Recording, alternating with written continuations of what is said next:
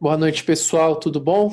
Já já a gente começa a nossa reunião aqui. O Fabiano já chegou, inclusive. Fabiano, obrigado pela presença.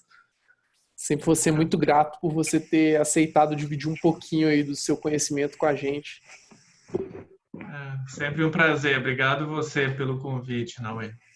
E Já Luiz já eu também. faço, já já eu faço a abertura oficial. Vamos só esperar aquele prazo que eu tinha comentado contigo, tá? Para que mais pessoas possam acompanhar desde o início. É uma questão que a gente usa de praxe aqui na nossa comissão, tá? E aí já já a gente começa, eu faço a abertura da forma adequada. Legal. Combinado. Boa noite, doutor Fabiano. Uma honra tê-lo conosco, viu? Obrigado, Luiz. Uma alegria, um prazer. Muito obrigado por ter aceito o convite do nosso ilustríssimo amigo doutor Naue. E hoje vai ser uma noite de muito conhecimento, viu? Seremos todos seus alunos aqui hoje. A gente tem muito o que aprender uns com os outros. Vamos compartilhar. Nossa vice-presidente também online, doutora Érica Calheiros. Boa noite, presidente. Tudo bom? Boa noite, Naue. Boa noite, Fabiano. Tudo bom?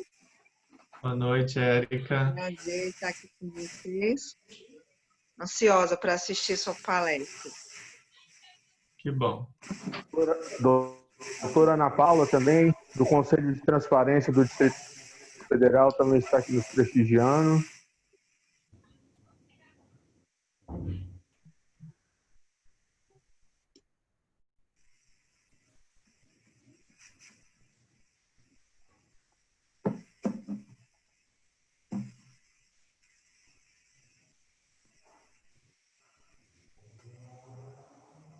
Doutora Priscila Bacelar, Kaique. Que bacana.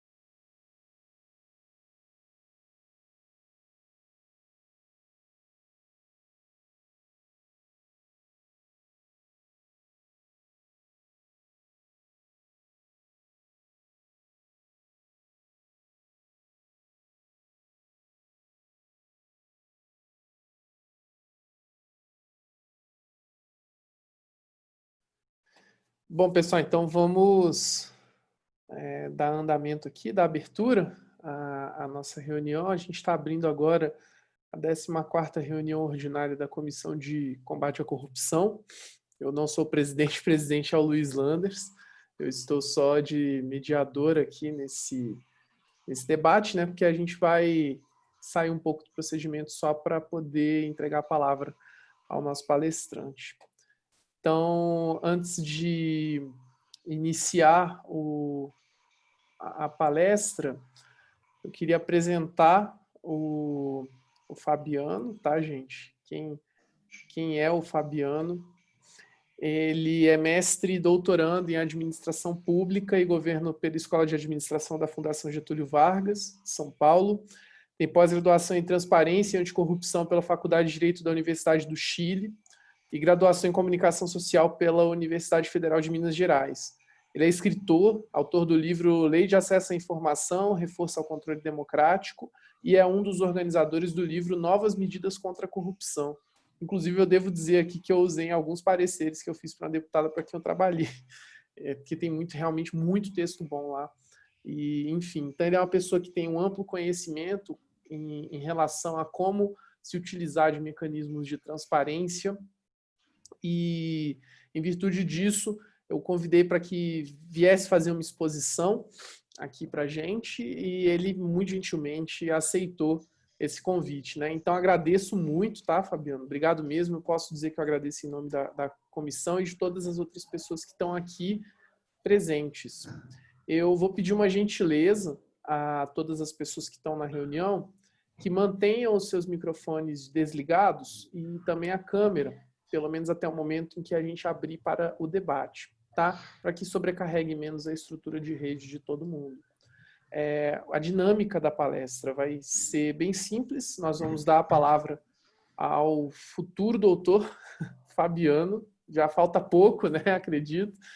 E ele vai ter o tempo que ele achar interessante para falar, tá? Não se sinta preso a medidas, né? A gente conversou sobre aquele tempo que você pode usar, mas fique à vontade, tá? Nós temos até 21h e ao terminar a exposição, nós vamos abrir para perguntas e também um rápido debate com todas as pessoas que tiverem interesse, tá? O tema da palestra, como as pessoas que que tiveram acesso ao convite puderam ver, é o uso da lei como uma ferramenta de controle da corrupção, né? E a questão do controle, inclusive, foi uma sugestão que depois eu parei para pensar rapidamente e vi, foi muito feliz parte do Fabiano, porque realmente é uma questão de controlar, não é apenas o combate, né? O controle ele é bem mais adequado. Então, a live vem muito nesse sentido, e é isso, eu passo a palavra, tá? Fique à vontade. Muito obrigado novamente. Obrigado, Naue. Boa noite a todas e todos. É um prazer estar aqui, fiquei feliz com o convite, com o interesse no tema. É claro que a ideia é compartilhar aqui com vocês um pouco da minha experiência, do que eu venho estudando, trabalhando nos últimos anos, mas, por favor, é mais um debate, uma troca do que qualquer coisa, né? Se alguém acreditar que é super importante fazer uma intervenção, fique à vontade, me interrompa e faça a sua colocação, e talvez aí mais ao final a gente abra um espaço mais abrangente, mas fiquem bem à vontade. Bem, então vamos lá. Bom, acho que como o Naue colocou aí sucintamente um pouquinho da minha trajetória, do meu currículo, eu tenho essa formação um pouco multidisciplinar, né? Eu sou jornalista de formação, com essa pós-graduação em Direito na Universidade do Chile, e um mestrado em Administração Pública. A minha dissertação de mestrado foi sobre a Lei de Acesso à Informação, que gerou o livro, né? Depois um livrinho de bolso que foi lançado em 2015. E agora estou no programa de doutorado na mesma escola e já cumpri quase todos os créditos, vou começar aí na tese em breve. Então, assim, estou dizendo tudo isso até para esclarecer que a minha fala vai andar um pouco por esses campos, né? Da comunicação, da imprensa, da mídia, dos órgãos de controle, enfim, de questões de gestão pública mesmo, de governo. E, claro, vou falar da lei, né? Da questão mais jurídica, mais legal, mas aí os advogados, aí os bacharéis em direito são vocês, né? Não sou eu. Mas também vamos passar por isso, claro, né? Pela Lei de Acesso à Informação, que eu me debrucei nisso aí durante bastante tempo.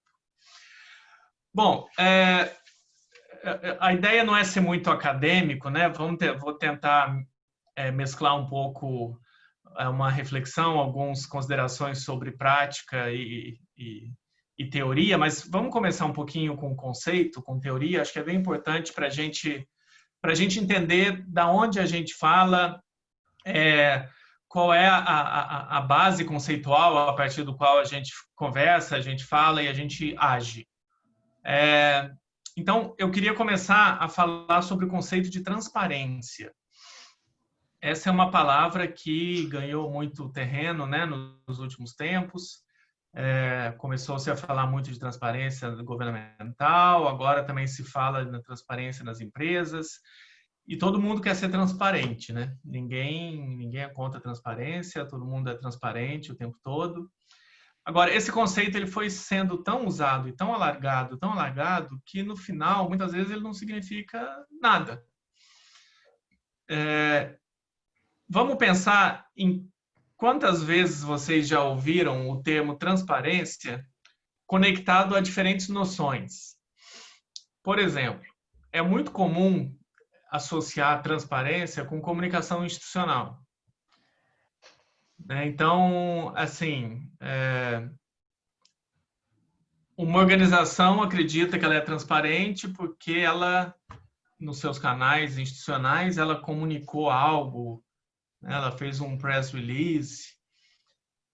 Então, muitas vezes tem um pouco essa ideia. Assim. Então, a transparência, o que é? A gente precisa talvez melhorar o nosso Twitter, né? O nosso Facebook.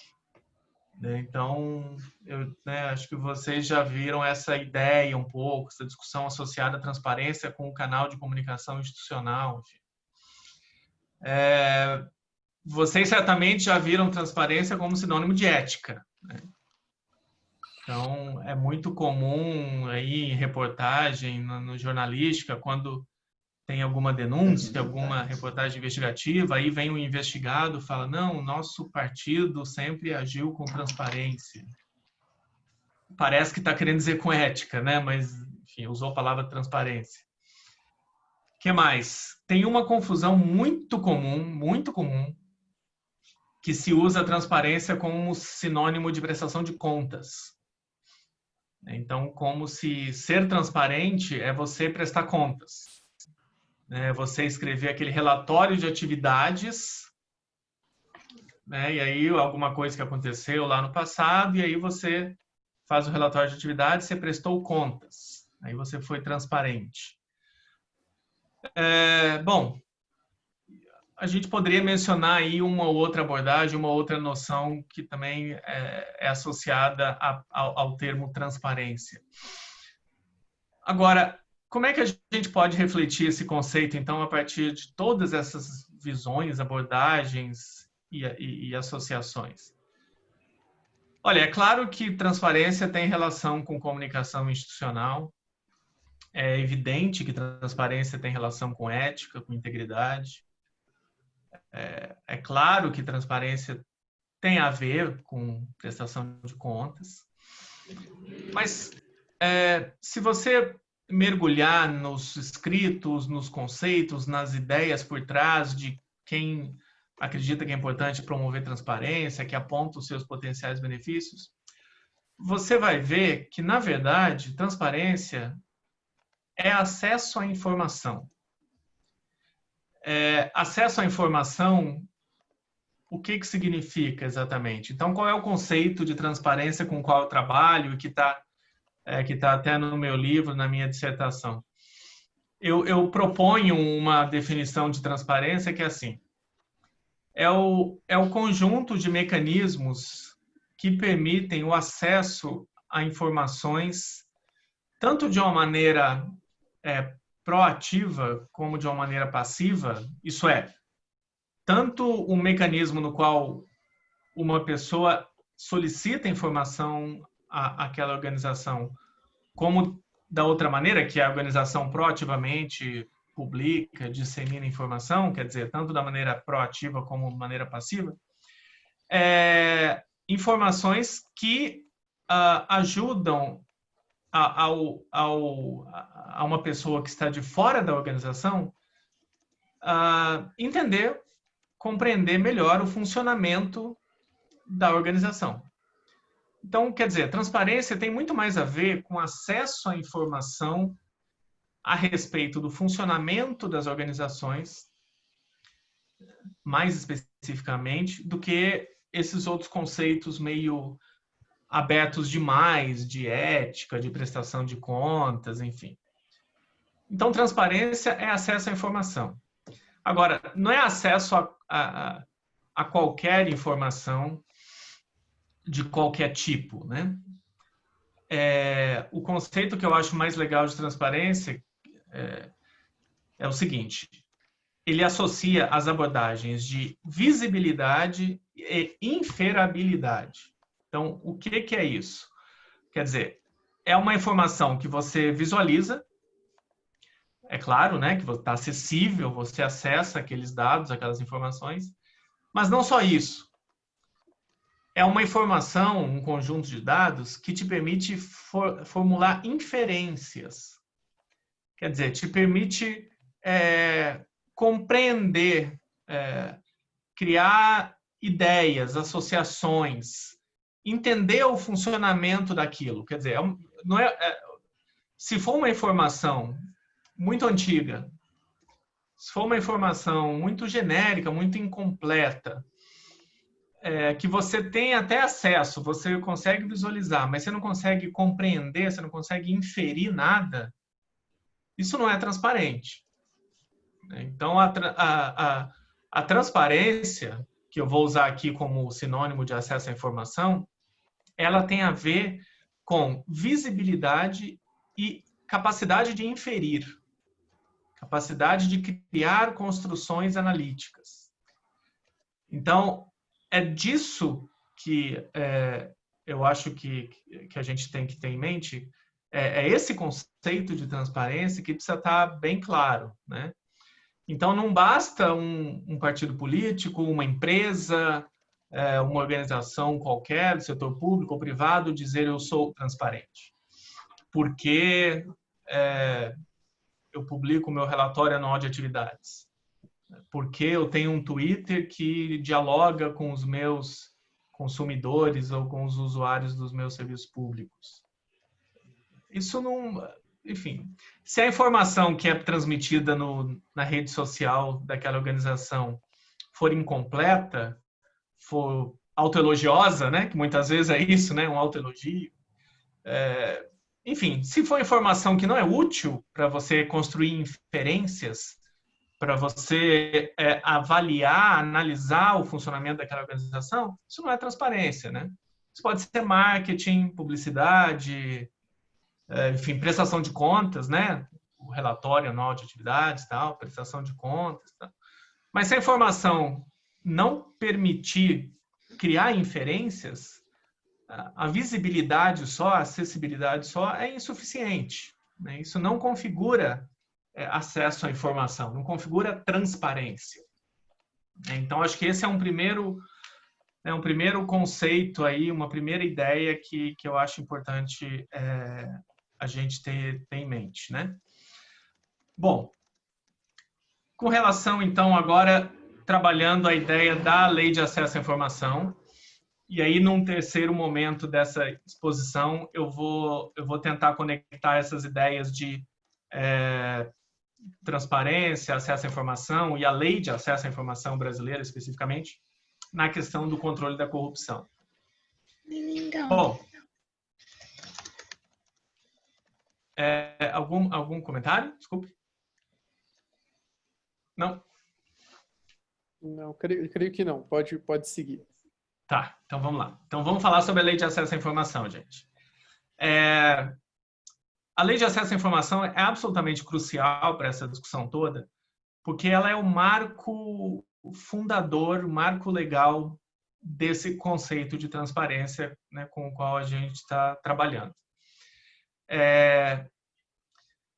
Em termos de legislação brasileira, de marco institucional, enfim, marco legal no Brasil, a gente teve uma lei aprovada em 2009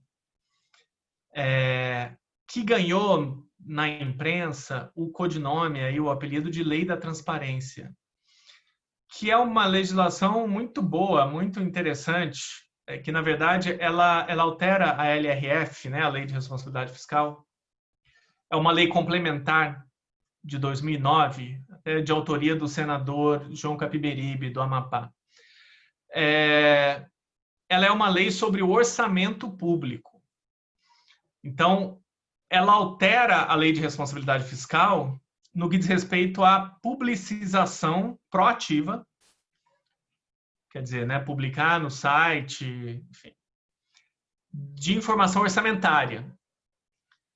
Então, tem ali a maneira e a temporalidade com a qual os órgãos públicos têm que publicar o seu orçamento, proativamente, repito, o lado da despesa, o lado da receita e tudo mais. Então, na época, a imprensa, lá para 2009, 2010, né, o Cauê era uma criança pequena ainda, pessoal jovem aí, ainda estava no ensino fundamental, mas 2009, 2010, essa lei acabou ganhando o nome de Lei da Transparência. E eu costumo chamar essa lei de Lei Capiberibe, porque eu acho que é até importante, né, homenagear as lideranças políticas que tomam uma ação concreta, né, em favor da transparência. Porque eu acho que a lei da transparência mesmo é a Lei de Acesso à Informação. É a Lei 12.527, de novembro de 2011, que entrou em vigor em 2012, né? Tem um vacatio legis aí de 6 meses. Ela sim é a lei da transparência. Por quê? Porque a lei de acesso à informação é muito mais relevante e ampla e revolucionária e que realmente muda paradigmas, muito mais do que a lei Capiberibe ou outros normativos, outras normas legais que obrigam, determinam que o Estado dê publicidade a essa ou aquela informação mais especificamente. Não desmerecendo a transparência orçamentária, óbvio que não, né? Isso aí é um conjunto de dados e informação fundamental sobre o funcionamento do Estado, mas vejam, o orçamento, assim, o gasto, a receita, é uma parte das informações detidas ou produzidas pelo Estado, né? Tem muito mais informação altamente relevante que não está no escopo da Lei Capiberibe, por exemplo, né? Então, por isso que a Lei de Acesso à Informação ela é importante. Então, a Lei de Acesso, ela, no seu artigo 3º, ela é uma lei, até pelo fato de ser bastante paradigmática, ela é uma lei um tanto quanto principiológica. Ela é uma norma legal bem longa, tem mais de 40 artigos, tem algumas coisas operacionais, procedimentais nela, mas ela tem um fundo bastante principiológico, na verdade. E acho que não dá para ser muito diferente disso, exatamente porque ela é um marco. Então, o que é mais importante, assim, em termos de entender o que significa a Lei de Acesso à Informação? O artigo 3º, ela traz as diretrizes, né? O artigo 3º já diz ali no caput que a lei, esta lei, ela deve ser operacionalizada, os seus procedimentos devem ser seguidos, seguindo os princípios, né, básicos da administração pública, e as seguintes diretrizes. E aí a lei lista ali alguns itens. Dois deles eu acho que são absolutamente fundamentais para essa discussão. Um é fomentar a cultura de transparência no interior da administração pública. O segundo é fomentar o controle social da administração pública. Então, acho que essas diretrizes, né, tem algumas outras questões também, falando sobre o uso de tecnologia, que deve ser, né, incentivado, dizendo que deve ser publicado proativamente, né, independentemente de solicitação, deve ser publicado proativamente informação de interesse público, enfim, tem ali algumas diretrizes. Mas essas duas eu acho bem relevantes para a discussão sobre controle da corrupção, especificamente, que é o fomento da cultura de transparência e o incentivo ao controle social, né? Mas vamos deixar isso guardado aí na memória, daqui a pouco a gente retorna nisso. Mas eu queria falar mais sobre como funciona a lei e qual é a ideia, qual é a proposta de uma legislação desse tipo, que, aliás, não é nenhuma jabuticaba. Enfim, tem mais de 100 países no mundo que tem lei de acesso à informação, porque elas são mesmo necessárias para você, a partir de princípios constitucionais, você criar diretrizes a partir das quais você consegue operacionalizar esses mecanismos de transparência proativa e transparência passiva, né? São esses dois lados que eu estou insistindo nisso desde o início, né? De publicação proativa e mecanismo de receber solicitação e o Estado ser obrigado a responder essas solicitações. Bom, então vamos lá. Primeira coisa, uma pergunta bastante relevante, que acho que até o Naue me fez no e-mail, assim, a gente trocou umas ideias sobre quais as abordagens, né, a gente queria fazer para essa conversa de hoje, que é assim, o que a lei obriga que a administração pública publique? Bom, a minha resposta a isso é a seguinte: essa não é a melhor pergunta. Essa não é a pergunta. A pergunta é o que a lei diz que não pode publicizar. E por que isso? Porque a lei ela trabalha com o princípio da máxima transparência. Então, ela é assim, é abertura by default. By default. Então, de entrada, assim, a mente, o mindset deve ser toda a informação, todos os dados detidos ou produzidos pelo Estado, eles são públicos. Com exceção de, e aí sim é a parte relevante da lei. Então, a lei de acesso à informação determina e explicita os tipos de informação que não podem ser publicizados. E por quê? Porque se publicizados, isso pode colocar em risco a segurança das pessoas, a segurança do Estado, e pode colocar em risco o direito à intimidade. Então, basicamente, são esses três grandes conjuntos de informação que são a exceção. Então, informações que podem colocar em risco a segurança das pessoas. Ou informação que pode colocar em risco a segurança do Estado. Ou dados pessoais. E aí, entendendo dados pessoais, né, agora a gente tem novas leis aí sobre privacidade de dados, muito relevantes, acho que é uma discussão importante, porque em alguns momentos realmente há dúvidas onde está esse limite, né, sobre a lei de acesso à informação e a lei de dados pessoais, né? Mas, enfim, basicamente são esses três conjuntos. Então vamos lá. Qual é o ponto aqui? O ponto aqui é a pergunta a respeito da lei de acesso à informação, não é qual informação deve ser publicada. É qual informação não pode ser publicada. Porque você excluindo aquele conjunto de exceções, tudo é aberto, né? E aí eu queria até fazer uma referência a uma coisa que tá fresca na nossa memória, desse 2020 terrível aí que a gente está vivendo, que é uma decisão do decano do Supremo, né, o Celso de Mello, a respeito do inquérito Moro sobre a famosa reunião ministerial de 22 de abril. Né? Por dever de ofício, eu li toda a decisão do ministro Celso de Mello e ele faz referência à lei de acesso à informação e muito adequadamente e sabiamente, ele entende que a íntegra da gravação do vídeo com a gravação da reunião ministerial é de interesse público, deve ser publicizado e porque seguindo o princípio da máxima transparência. E aí ele determina que seja apagado do vídeo um trecho que fala sobre relações internacionais. Né? Então, sabiamente, observando a lei, alguma coisa que poderia colocar em risco a segurança do Estado, que tem a ver com relações internacionais, com relações exteriores, com relação do Brasil com outros Estados nacionais, esse trecho é suprimido, seguindo os ditames da lei.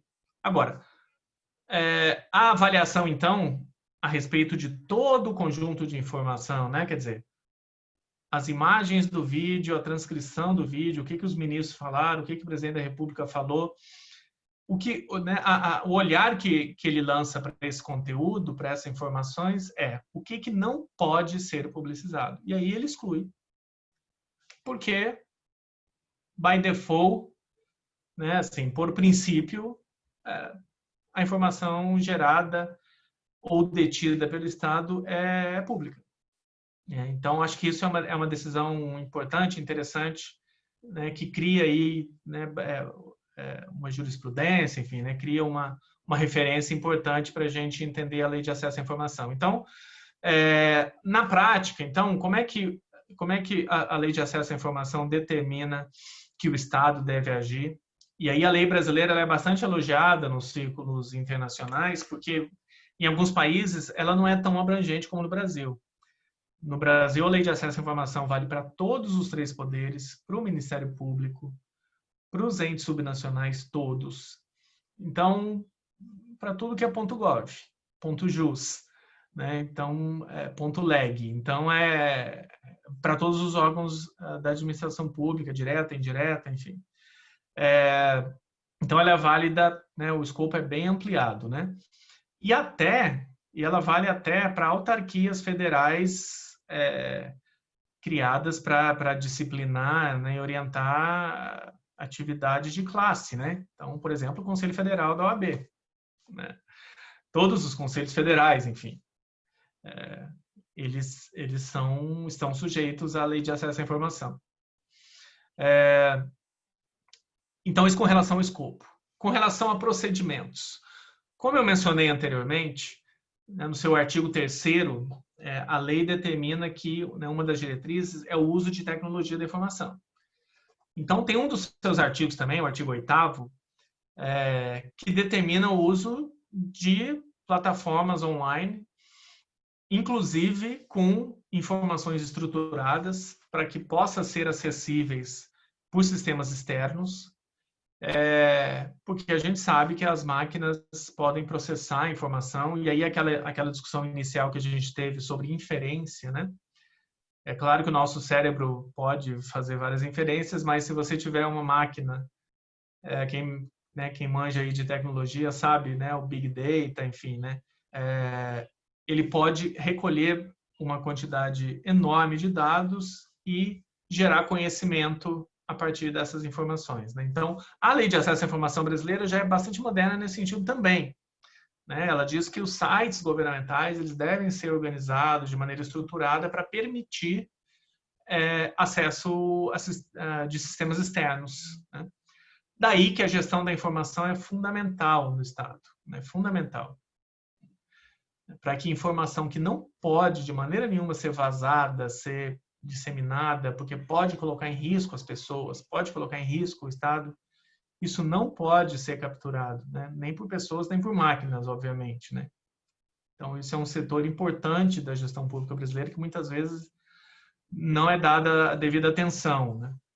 Mas, enfim, então isso é mais um aspecto da Lei de Acesso à Informação, né? A respeito aí da parte proativa, né?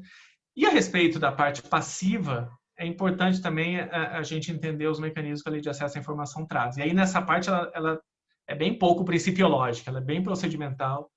Ela determina que qualquer cidadão, e não precisa nem ser brasileiro, qualquer cidadão pode fazer pedidos de informação sobre qualquer assunto e é vetado ao gestor público pedir a motivação, né? Quer dizer, no funcionário público que atende ali o cidadão, ele não pode falar por que você está pedindo essa informação. Por quê? Porque a informação, basicamente, não é do Estado, né? Não é do servidor, não é do órgão público, né? A informação pertence a todos.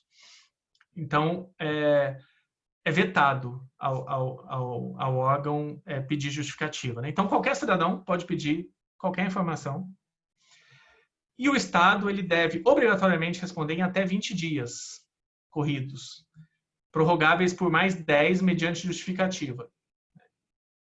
Então, o Estado precisa dar algum tipo de resposta.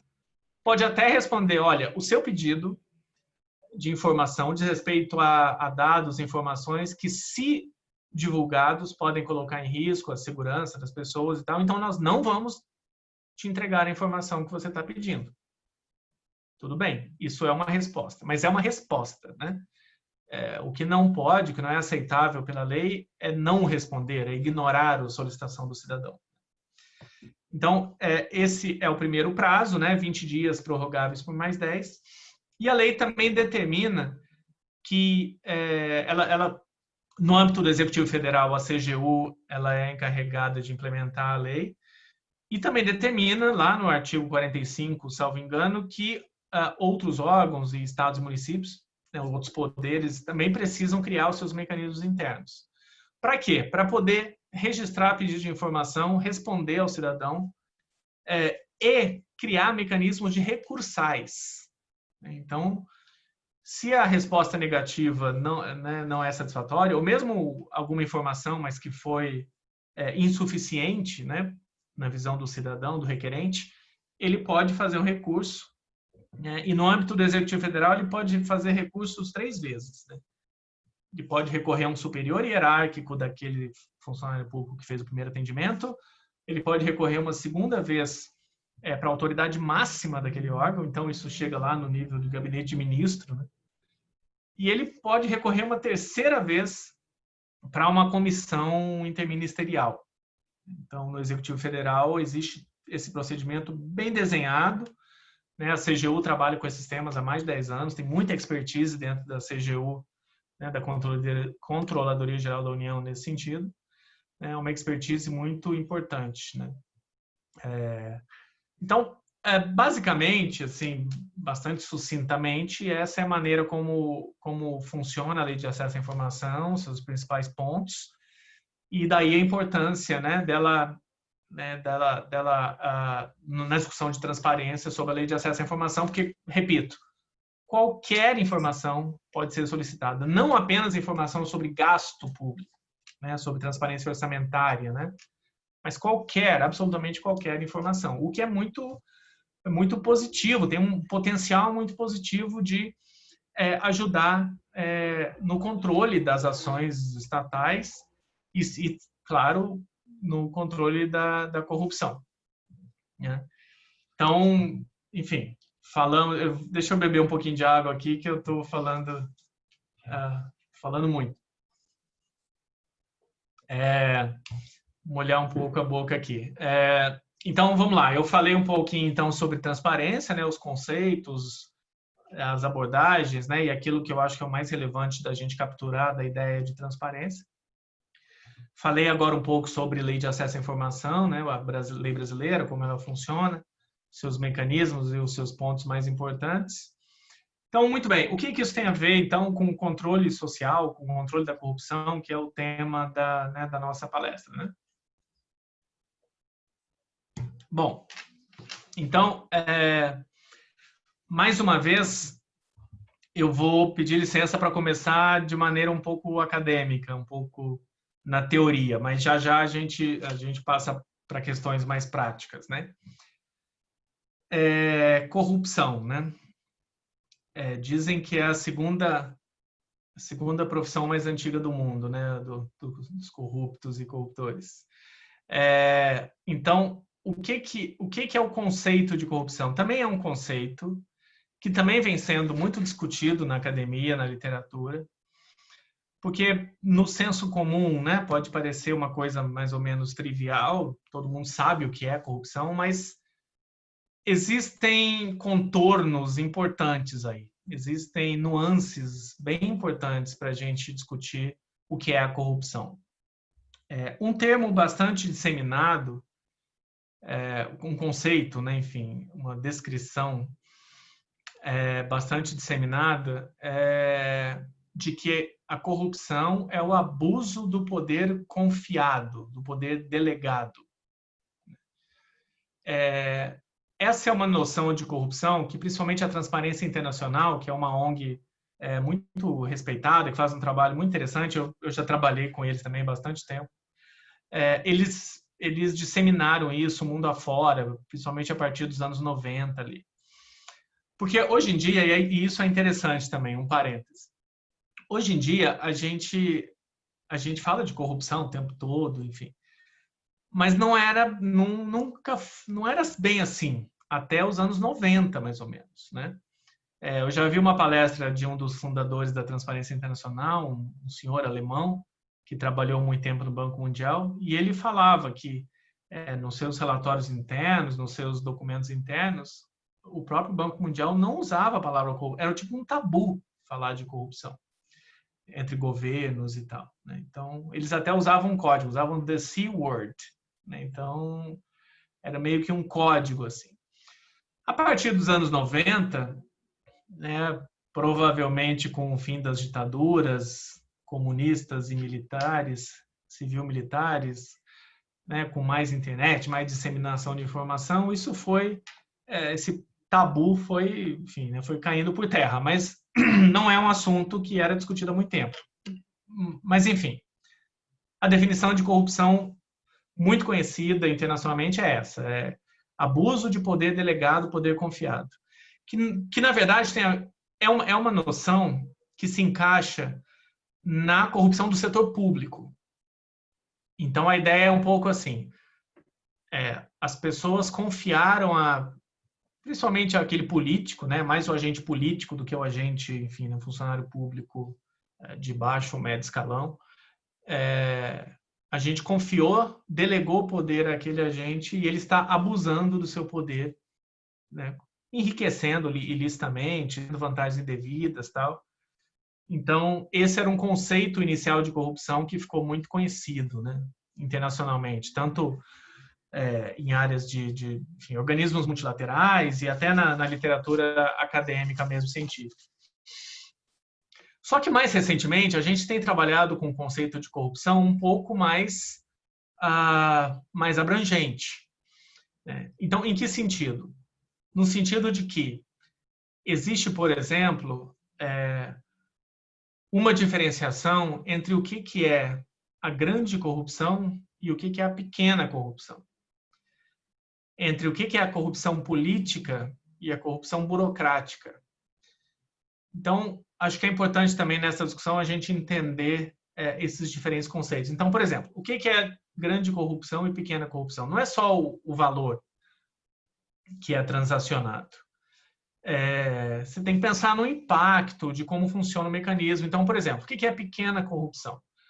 A pequena corrupção, geralmente, diz respeito a um cidadão que, para ter acesso a um serviço público, ele paga uma propina para um funcionário público de nível de rua, né, que pode ali tomar alguma decisão, passar ele na fila de alguma coisa, algum documento, enfim. Essa é a pequena corrupção. A gente precisa pensar, eu acho bastante importante nessa discussão, quais são as implicações, as consequências desses atos de corrupção, né, que são diferenciados. Então, qual seria a consequência prática, imediata, desses atos de pequena corrupção? Bom, evidente que se for, por exemplo, serviços de saúde, isso é muito sério, né? Aquele cidadão que pagou uma propina pode passar na frente de uma fila de algum procedimento e, com isso, aquela pessoa que estava na frente, que foi enganada, enfim, pode ter complicações de saúde, pode até falecer, né? Isso é muito grave, é claro. Agora, a gente, pensando em termos de gestão pública mais geral, de governo, de relação Estado-sociedade, eu acho que é inegável a gente pensar que esse tipo de situação é mais episódica, né? Então, ela vai afetar eventualmente o funcionamento daquele hospital, naquela localidade, naquela cidade, enfim. O que é a grande corrupção? Grande corrupção, além da questão do dinheiro, muito, né, enfim, montantes elevados, a gente está falando de altas autoridades governamentais de setor privado, né, empresas e grupos econômicos poderosíssimos. E muitas vezes a gente está falando de políticas públicas, né? Que aí elas não vão afetar apenas aquela localidade, né? Muitas vezes diz respeito de construção de grandes obras de infraestrutura, né? Que às vezes vão afetar todo um ecossistema.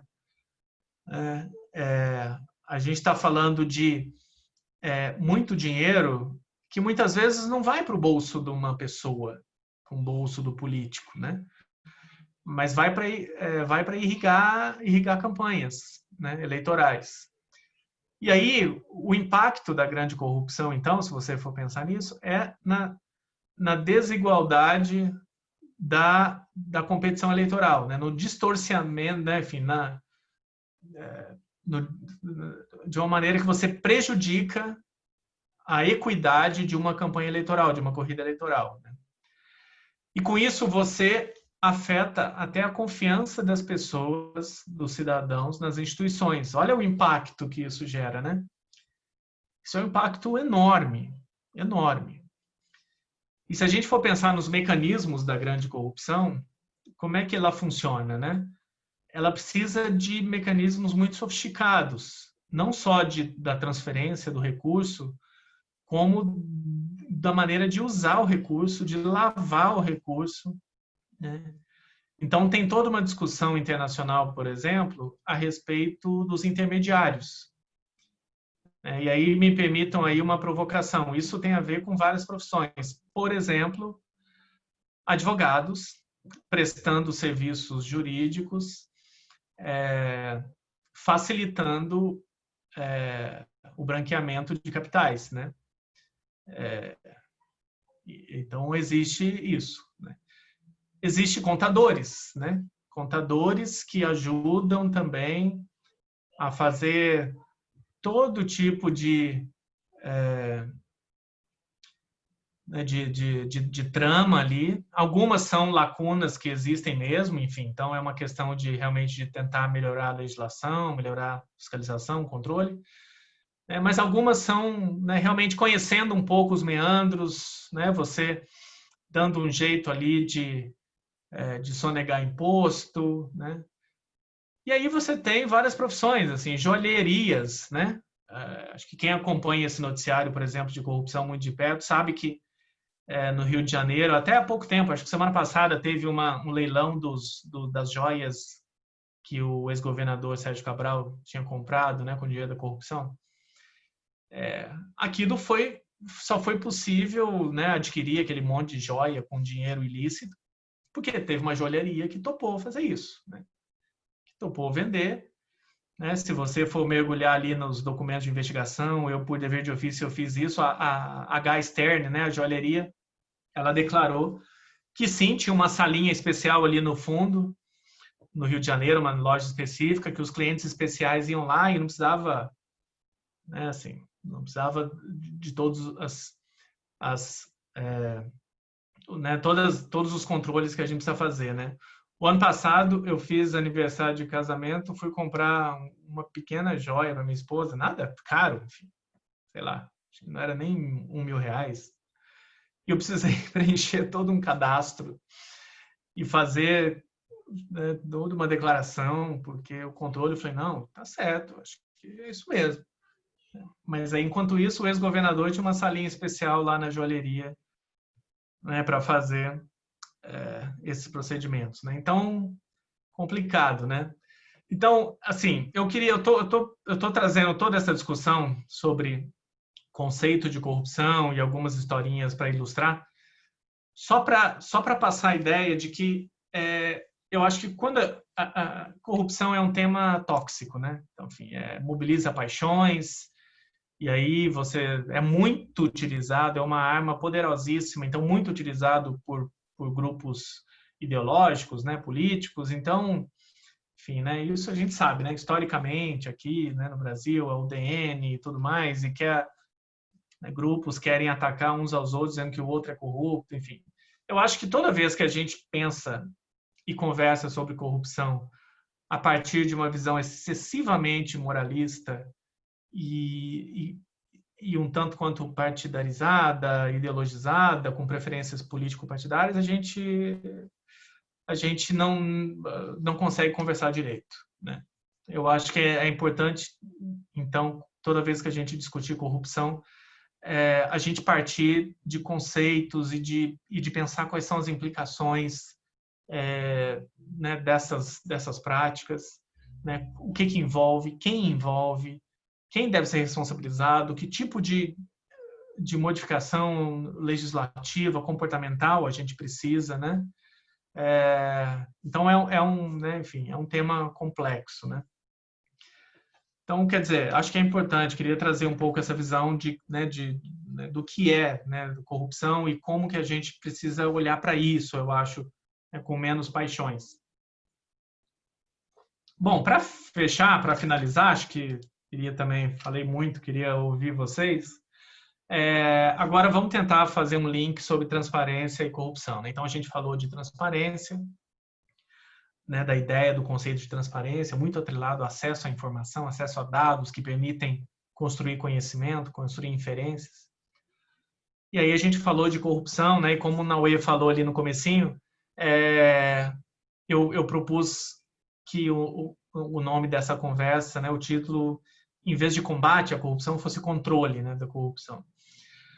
Porque a minha experiência, o que a gente vive, me parece que é importante a gente ter em mente que assim, a gente nunca vai acabar com a corrupção. Eu acho que a gente vai controlar a corrupção, mas acabar com ela é muito difícil, né? Até países nórdicos, né, que são nos rankings da Transparência Internacional, por exemplo, estão sempre lá nos países mais limpos, né, Suécia, Noruega, enfim. Mesmo eles, o ano passado teve um baita escândalo lá envolvendo um banco norueguês que estava lavando dinheiro de corrupção, enfim. Então, a gente não vai acabar com a corrupção, a gente vai controlar, né? Então, de que maneira que a gente pode controlar? Eu acho que a transparência é uma maneira bastante... tem um potencial muito, muito bom para controlar a corrupção. Exatamente por essa relação entre transparência, dados, informações e inferências e análises e avaliações, né?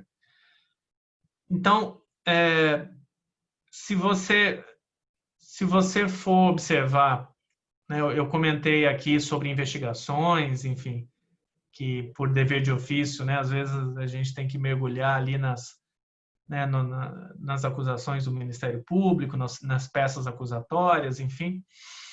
Se você for observar, é muito comum, por exemplo, procuradores que atuam nessa área de corrupção descrever o fato e comentar que encontrou aquelas informações X e Y em fontes abertas. Fontes abertas, ele quer dizer fontes públicas, ele quer dizer transparência, né? Então, é importante, então, a gente ter em mente que, embora a transparência, muitas vezes, acesso à informação, está ligado, muitas vezes, a conversa sobre a mídia, sobre jornalistas, sobre controle social da sociedade olhando, não é só o controle social que se beneficia da transparência, né? Órgãos de controle institucionais também se beneficiam muito da transparência, né? Então, para quem está fazendo investigação, né, promotores, procuradores, auditores fiscais, você ter portais de transparência facilita demais o trabalho. Então, por isso que quando a gente fala de transparência e corrupção, eu acho legal ter a ideia do controle da corrupção. E aí não é só o controle social, é o controle institucional também. Controle interno, controle externo, que também se vale de medidas de transparência, de legislação de transparência, como a Lei de Acesso à Informação, né? Agora, é claro, tem a parte do controle social, que é muito importante, né? A parte da imprensa, a parte de organizações da sociedade civil, que, tendo acesso a dados e informações, podem construir inferências, análises, avaliações e e se posicionar no espaço público e pleitear algo, enfim, e até acionar o sistema de justiça, né? Acionar o judiciário para ter alguma demanda, né? Enfim. Porque o acesso à informação também tem esse benefício, né? Ele pode ser usado até para você adquirir outros direitos, né? Então, você pode reunir ali dados, documentos, informações, evidências para pleitear direitos, né? Então, existe aí toda essa gama de potenciais benefícios da transparência, né, do acesso à informação.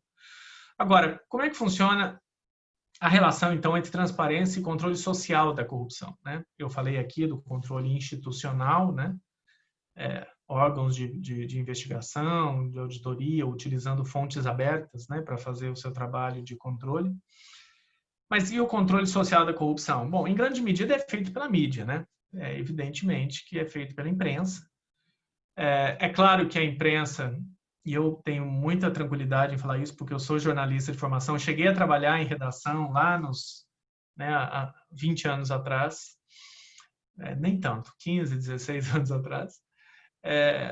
A imprensa é um ator econômico, né? Enfim, são empresas de comunicação, as mais influentes, pelo menos, né? Que têm seus interesses também, empresariais, enfim. Isso é inegável. Agora, também é inegável que você tem um grupo muito grande de jornalistas profissionais do ofício, que, inclusive, às vezes têm divergências com as chefias, né? E que querem fazer controle, né? Que são vocacionados para fazer jornalismo investigativo, para usar dados para apontar desvios, né? Então, eu acho que isso é potencialmente muito benéfico para a democracia brasileira. É claro que depois você pode instrumentalizar isso politicamente, eleitoralmente, enfim, aí tem toda uma discussão aí que é mais da ciência política, acho que nem é muito a minha praia, talvez eu não sou cientista político, mas enfim, existe evidentemente que sim, né? O uso aí político-eleitoral de investigações, de reportagens que saem na mídia e tal. Agora, o trabalho do jornalista investigativo, que muitas vezes toma conhecimento da lei de acesso à informação, de como usar portal de transparência, produz reportagens, e se for um jornalista sério e íntegro, ele vai checar, vai verificar 2, 3 vezes para não fazer falsas acusações, né? Isso pode sim trazer à tona informações muito importantes, né? Então, tomemos aí essa operação que mobiliza paixões, né, pró e contra, né, super famosa no Brasil e no mundo inteiro, onde eu vou, em vários lugares aí, para mundão afora, todo mundo me pergunta sobre a Car Wash Operation, a Lava Jato. Se a gente for retroceder na memória lá para 2014, quando começou a Lava Jato, 2015, vocês talvez vão se lembrar que muita gente acha, assim, fala do protagonismo, né, do Ministério Público, enfim. É evidente que sim, são protagonistas.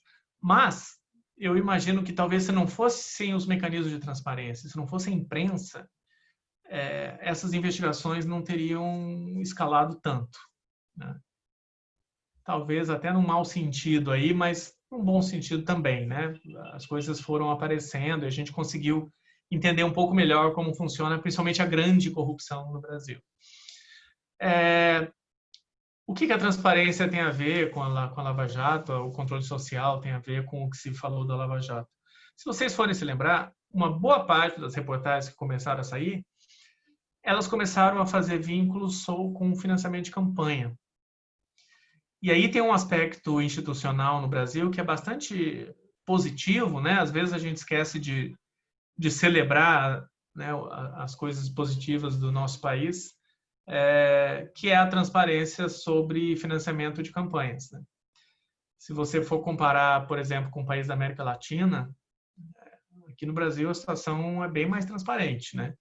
Você consegue entrar no site do TSE e encontrar informações razoavelmente completas desde a eleição de 2002. E talvez até um pouco antes, acho que 2000, 98, enfim. Tem repositórios de dados que você pode analisar, estudar e fazer inferências, né? Como eu dizia sobre o acesso à informação. Você tem a visibilidade, o acesso, mas você também consegue fazer inferências. Então, nessa época, isso é pouco mencionado, pouco lembrado, mas nessa época aí, 2014, 15, 16, saiu bastante reportagem sobre doação de campanha que foi feito pela imprensa, não foi feito pelo Ministério Público. Então, muitas vezes você tinha ali o nome de alguma empresa ou algum cidadão citado numa investigação e jornalistas pegavam esses nomes e iam investigar nas bases de dados do TSE e dizia, né, olha, esse fulano doou para a campanha de tais e tais partidos, tais e tais políticos, né? Então, acho que isso também foi ajudando a conectar, a criar aí essa onda, né, que varreu o país durante algum tempo, de investigações e de uma esperança, né, de uma crença de muita gente de que isso poderia gerar uma transformação no país, transformação positiva, né? Não criminalizando a democracia ou os partidos ou os políticos, mas separando e melhorando os controles, melhorando a legislação, né?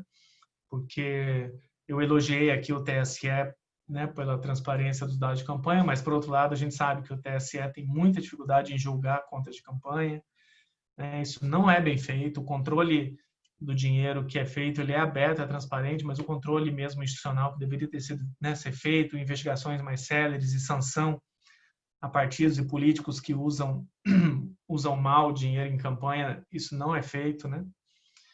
Então, enfim, né, quando a gente começou a acompanhar as investigações sobre corrupção, a gente tinha essa esperança, né, de que podia ser transformador, podia realmente renovar os mecanismos da político-eleitorais, enfim, né, melhorar a representatividade, né, da nossa política, enfim, melhorar os controles, a gente ter lições aprendidas de como investigar, como evitar abusos do Ministério Público, mas ao mesmo tempo não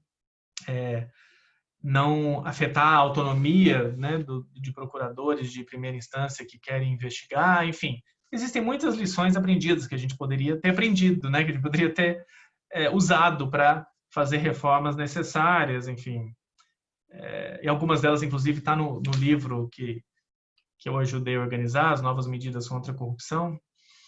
Mas, infelizmente, a gente sabe, né, o debate acabou ficando muito, muito partidarizado, foi realmente instrumentalizado e as reformas e o que a gente gostaria de ver não aconteceram. Pelo contrário, né, houve aí, a meu ver, uma incompreensão da classe política, de vários setores da sociedade a respeito do fenômeno da corrupção e do impacto que tem na vida das pessoas, e não só na vida cotidiana, mas no imaginário mesmo, né? Eu venho de uma família de poucas posses e, assim, as conversas com tios, primos e gente que que rala muito, que tem pouca renda e que precisa trabalhar muito para levar comida para casa, isso gera uma revolta grande nas pessoas, né? Você vê muito dinheiro sendo desviado, né? Em 2013, né, que a gente teve as jornadas de junho, que acho que muita gente esquece, mas ela foi deflagrada muito quando as pessoas começaram a ver os estádios, né, de futebol sendo montados aí, né, esse estádio aí de Brasília, né, que foi R$1 bilhão, enfim. Isso realmente, né, acho que afeta muito o imaginário e a confiança das pessoas, né, no Estado e no sistema político, e é muito ruim, né? Muito ruim. Eu acho que isso, o impacto que a corrupção tem na vida das pessoas e na nossa coesão social, eu acho que isso é subdimensionado em muitos setores, né? Muita gente acha que não, a corrupção não é o maior problema do Brasil e tal. Enfim. Talvez não seja mesmo, né? Mas é um grande problema, né? Então, eu acho que existe essa discussão muito apaixonada em torno do tema da corrupção, que seria importante a gente desapaixonar um pouco e tentar refletir, né, um pouco melhor em como reformar isso, como melhorar esse sistema, né? E de novo, né, reconectando com a nossa conversa sobre transparência, eu acho que existem potenciais benefícios na transparência, né, nas legislações de acesso à informação sobre o controle da corrupção, né, enfim, que são esses que eu mencionei, né, tanto o controle social, o controle institucional. Mas é evidente, a gente, né, assim, muita gente que sabe que eu trabalho com esses temas fala, você está vendo o que a transparência e o controle da corrupção nos levaram? Eu falei, olha, eu acho, honestamente, posso estar errado, é claro, né, mas eu acho que não foi a transparência, não foi os mecanismos de controle da corrupção que nos trouxe a essa crise que nós estamos vendo. Não foi. Eu acho que foi a resposta que as nossas elites deram a essa situação, né? Então, eu acho que os mecanismos de transparência, o próprio desenvolvimento institucional brasileiro pós-Constituição de 88, né, com o Ministério Público podendo atuar mais, com liberdade de imprensa, com as pessoas tendo mais acesso à informação, internet, escancarou os problemas do Estado brasileiro e do sistema político.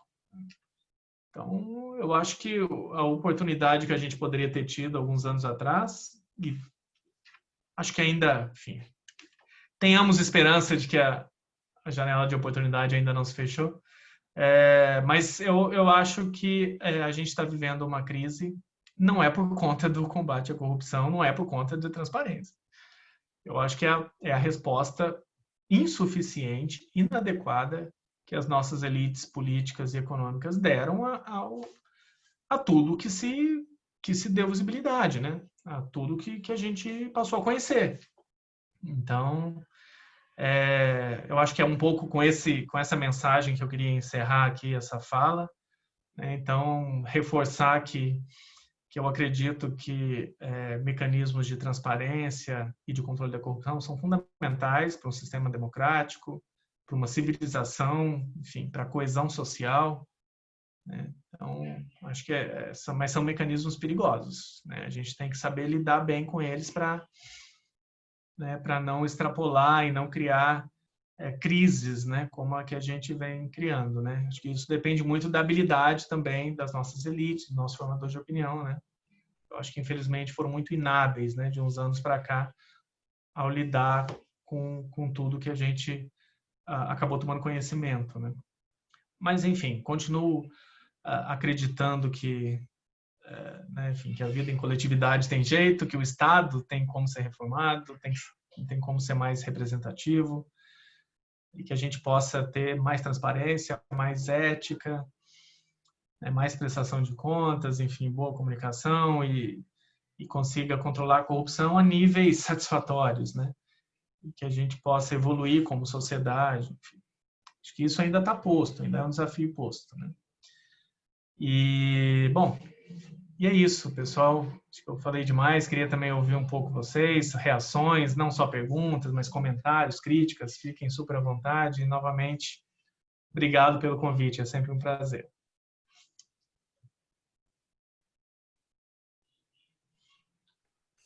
Fabiano, muito obrigado pela brilhante palestra, brilhantes colocações. A transparência promovida pela Lei de Acesso à Informação realmente pode ser uma ferramenta, está sendo, né, uma ferramenta muito útil no controle da corrupção e principalmente uma forma de levar cada cidadão e cidadã a colaborar com o gestor público na compra de insumos, na aquisição de insumos, enfim. E essa postura colaborativa dentro de uma tentativa de criação de cultura de integridade é essencial para que a gente consiga efetivamente isolar o agente corrupto cada vez mais. Então, a transparência, quando bem feita, acaba dando desincentivos à prática corrupta. Eu tenho algumas perguntas, mas primeiro eu vou abrir o microfone para quem quiser fazer perguntas e que fique à vontade, tá? Se quiser também mandar pergunta no chat, eu faço aqui e aí o Fabiano responde.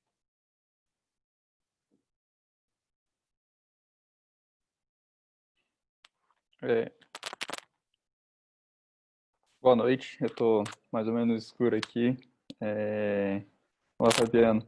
A gente já trocou figurinhas aí por LinkedIn, Twitter. Uma satisfação poder agora ao vivo, nesse novo modelo do ao vivo. Agradecer em primeiro lugar Realmente a palestra foi, obrigado. Foi muito boa.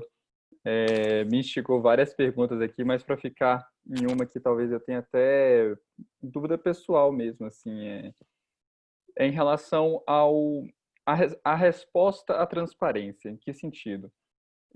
Se você já chegou a ler ou tem algum tipo de insight sobre ambientes muito transparentes, mas com pouco accountability. Então, eu vejo aqui no Brasil que, como você bem ressaltou, a lei é muito boa. Ela traz elementos excelentes para a gente ter acesso. Mas, por outro lado, e aí eu acho que é um problema que a gente tem generalizado de accountability muito baixo, às vezes de enforcement, né, das instituições que deveriam fazer isso também muito baixo, o que gera um pouco de desincentivo daquelas pessoas que deveriam estar ali buscando, usando essas ferramentas, né? E aí é uma pergunta bem ampla mesmo, né? Se você tem alguma solução para isso, e alguns países já passaram por isso e conseguiram resolver, enfim, a sua percepção sobre essa problemática. Não, legal. Não, eu vou respondendo e você quer reunir algumas perguntas? Como que você prefere? Se você quiser ir respondendo, porque me parece que até agora não tem nenhuma pergunta, mas se você quiser, a gente faz os blocos de 3 perguntas e você responde. Como você se sentir mais O pessoal está confortável. meio tímido aí, acho que vou respondendo um a um. Se começar a surgir mais, a gente começa a fazer bloquinhos de 3. Então Bom, tá certo. O Landers é o próximo a fazer a pergunta.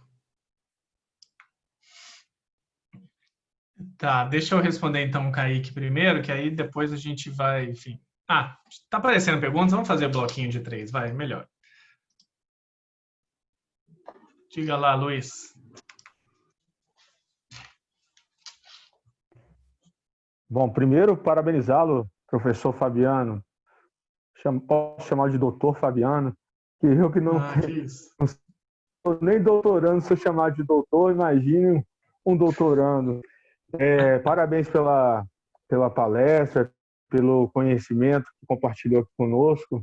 Eu fiquei bastante mexido com essa questão da transparência e me veio um questionamento, Fabiano. Você acha que, então, essa falsa transparência que órgãos, empresas, entidades colocam, na verdade, isso pode estar prejudicando o combate à corrupção?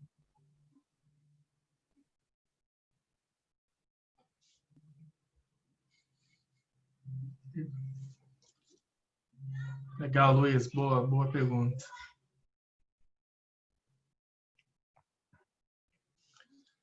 Tem mais uma? Mais um complemento aqui.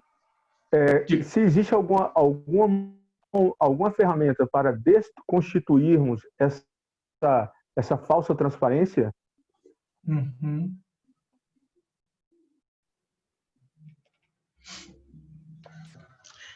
Boa tarde, Fabiano. Olá. Gostaria de parabenizar também pela sua fala. Acho que foi muito feliz a abordagem dos conceitos e, inclusive, a contextualização, né, no caso da LAI no Brasil. Eu trabalho hoje no Gabinete de Ouvidoria Geral da União, então a gente tem trabalhos, inclusive, alinhados, né, que vêm sendo desenvolvidos. Então, nesse ponto, eu também entendi que os conceitos estão bem alinhados com as nossas aplicações recursais, né? Eu gostaria de conhecer um pouquinho o seu parecer sobre o potencial que eu sei que a LAI ela é uma das mais avançadas, né? Não só na América Latina como no mundo. Mas alguns pontos podem ainda, como sempre, melhorar, né?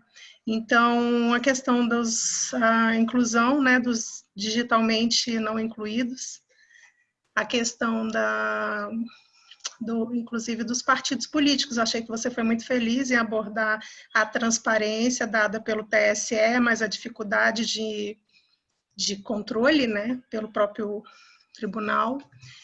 E a gente sabe que a CGU, por exemplo, ela não consegue trabalhar em âmbito recursal com os partidos políticos ainda, né? Ou seja, os partidos políticos não são sujeitos obrigados a lá e no sentido de pedido de acesso, né?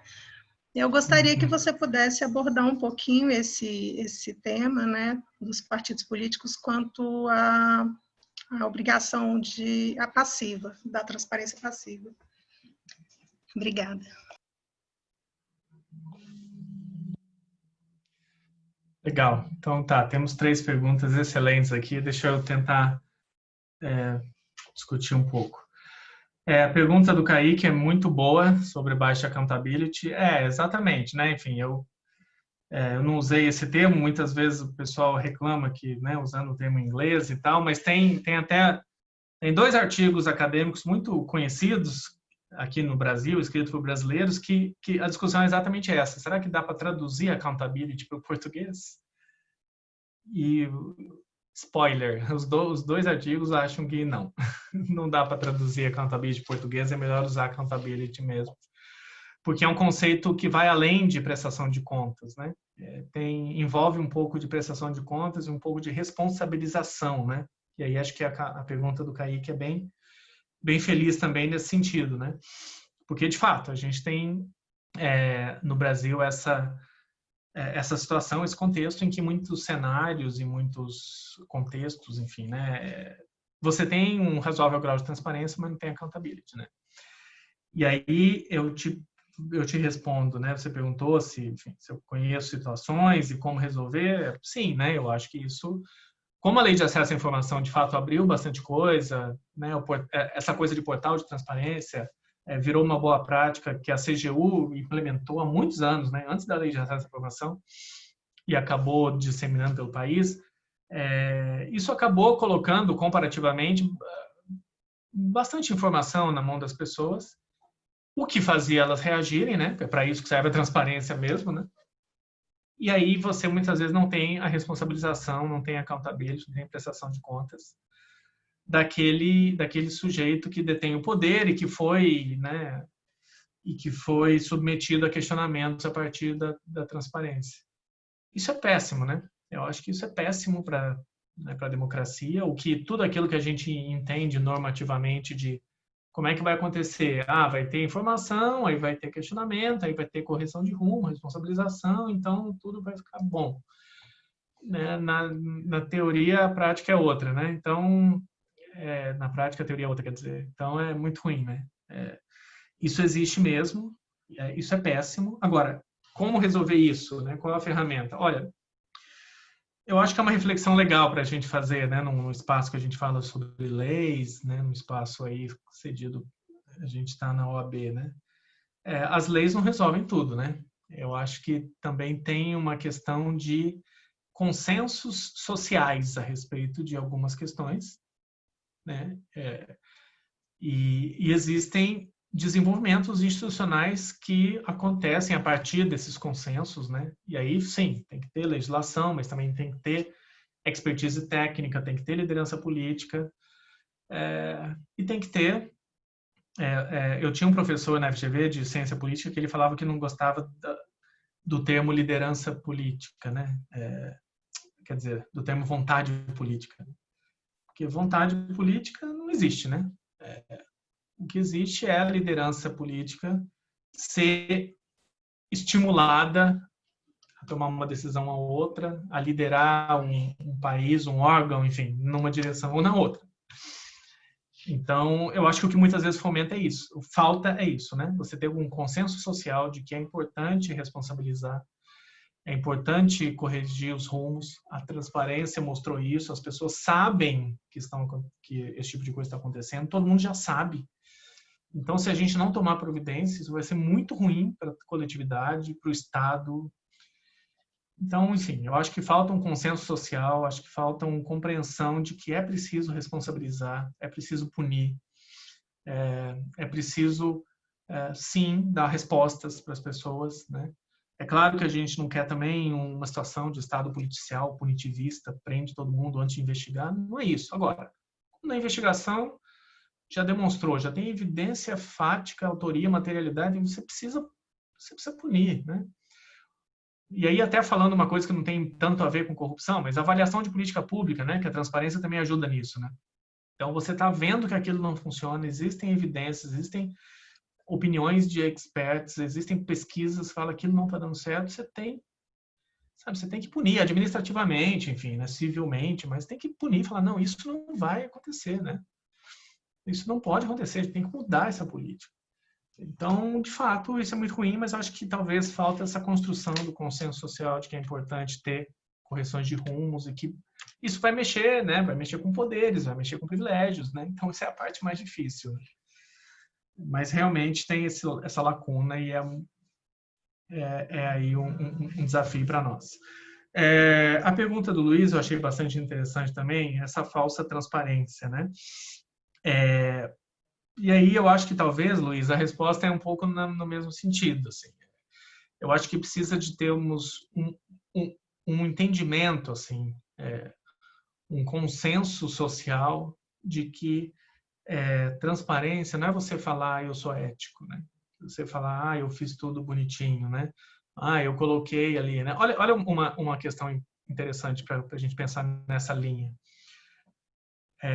Tem muita gente do judiciário que acha que o Supremo, ou que usa como uma proxy de transparência o fato das sessões do Supremo serem transmitidas, né, publicamente, as plenárias, né?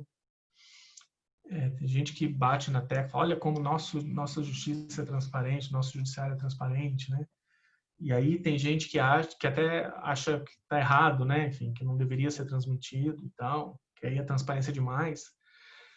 Eu acho que essas duas abordagens estão erradas, porque não é transparência, né? Enfim, aquilo, ok, entra um pouco naqueles critérios que a gente falou de visibilidade, inferabilidade, enfim, mas não é exatamente uma inferabilidade para todo mundo, né? Assim, não é todo mundo que entende o que está rolando.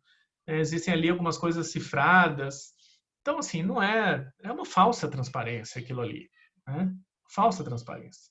E tem um monte de decisão que é tomada monocraticamente, que é tomada nas turmas, que ninguém vê, né? Então, enfim, aquilo também realmente às vezes vira uma briga de egos, né? Mas aí eu acho que a questão não é a visibilidade e tal, a questão é a personalidade das pessoas, né?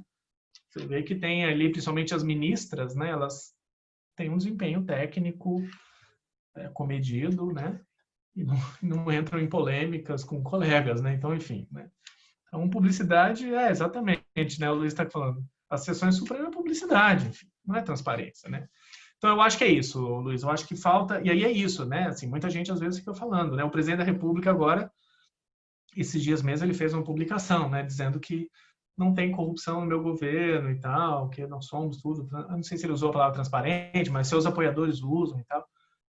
Bom, isso aí também é uma falsa transparência, né? Se está dificultando o acesso a um monte de dados, um monte de informação, está desidratando órgãos de controle, enfim, aí não aparece, né? Aí muitas vezes não aparece uma corrupção, né? Então, você tem um ministro acusado de lavagem de dinheiro, ele manteve o ministro do Turismo, né? Então, vai falar que o meu governo é transparente, é ético? Então, é uma falsa transparência, né? Mas é isso, eu acho que é a gente tentar entender o conceito, né? Do que é transparência exatamente. Aí você entrar nessa discussão, enfim, né? com todos os segmentos da sociedade. Dizer, olha, isso não é transparência. Isso é uma falsa transparência, é uma hipocrisia, inclusive. Usar um termo tão relevante de maneira hipócrita, né? A pergunta da Flávia, muito boa, sobre partidos políticos. Olha, de fato, né, a gente não tem isso na lei. Em alguns países tem. Partidos políticos são explicitamente nomeados como sujeitos obrigados.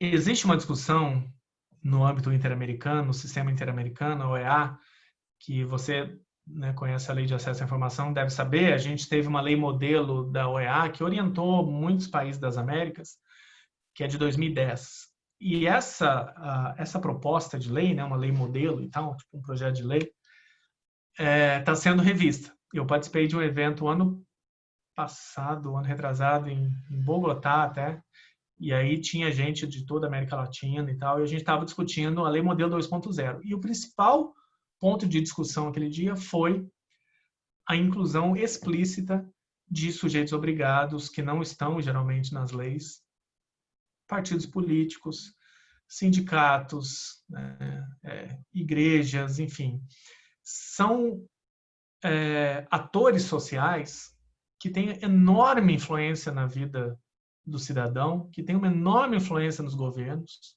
que muitas vezes usam muito dinheiro público, né? Então, você pensar, por exemplo, o caso das igrejas, né? Não recebe dinheiro público, mas a subvenção que tem é gasto tributário, né? Então, enfim, né? A receita que o Estado deixa de recolher. Então, quer dizer, recebe dinheiro público, né? Então, eu acho que a gente tem que fazer essa reflexão, né? De todo mundo que não é .gov exatamente, não é órgão estatal, mas são entidades da sociedade que, né, inclusive ONGs também, né, que têm uma vida, têm impacto na coletividade, precisam ser mais transparentes também, precisam atender à lei de acesso à informação. Agora, na prática, de fato, eu acho que isso tem que ser uma disputa. Agora que a gente tem o fim essas novas leis aí que tem um fundão eleitoral e tal, muito dinheiro, eu acho que tem uma discussão boa aí para travar, assim, até no âmbito talvez do TCU mesmo, né? Até no âmbito do TCU, de que os partidos políticos têm que atender aos ditames da lei, têm que responder pedidos de cidadãos, né? Embora não está ali explicitamente, mas recebe recurso público, enfim, o tempo todo, agora quase 100%, né, dos recursos de partidos políticos são dinheiro público. Eu acho que é uma discussão que a gente tem que ser feita, mas de fato, na prática agora, eu acho que assim, né, a CGU pedir para partido político, enfim, é dinheiro público, eu acho que dá para tentar, mas eles podem se defender pela lei, né, enfim, dizendo que já prestam contas ao TSE, enfim, acho que também tem que envolver o TSE nessa discussão, né, o Ministério Público Eleitoral, mas de fato, acho que esse é um desafio muito importante para melhorar a transparência, onde precisa melhorar, né, e melhorar a accountability também.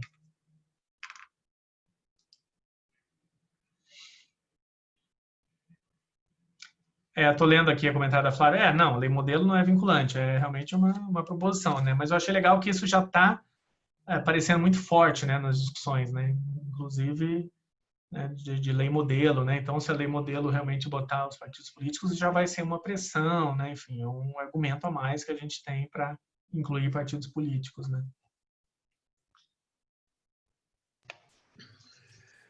Pessoal, temos mais perguntas?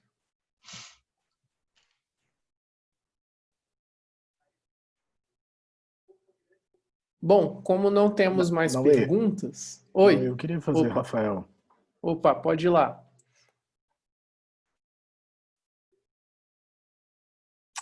Alô, tá funcionando aí?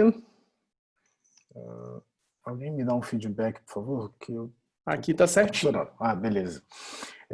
Fabiano, eu queria, na verdade, Bom, primeiro agradecer aí a disponibilidade do tempo. Eu acho que você foi muito feliz quando você colocou a questão da transparência, em tratar primeiro sobre a questão do que é transparência, porque eu acho que isso, na realidade, é o grande problema que a gente tem. A gente não tem um nivelamento sobre o que as coisas são, na realidade, né? E eu acho que isso vai até além um pouco desse conceito específico em si. Eu acho que a gente tem um problema sobre o que é uma licitação, já que a gente está falando de compras públicas, né? O que é uma licitação, por que ela é da forma como é. Eu acho que muita gente às vezes acaba entendendo que ela tem algumas burocracias desnecessárias, mas infelizmente grande parte das burocracias que existem são exatamente para evitar que algumas malandragens ocorram. E aí eu queria fazer, na verdade, uma pergunta agora, mais direcionada sobre esse aspecto prático da tua atuação, em como tu já tivesse problema como jornalista em relação a isso. Por quê? A lei de acesso à informação, ela, bom, eu não vou citar, a gente cita o milagre, mas não cita o santo, né?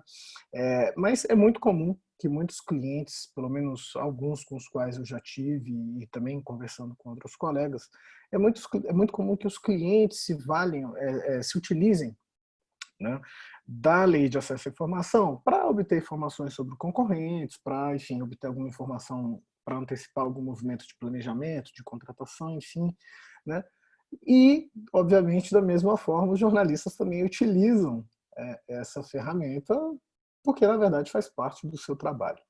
A minha pergunta ela é mais no sentido prático assim. Você disse logo no início, né, que o ideal seria que a gente falasse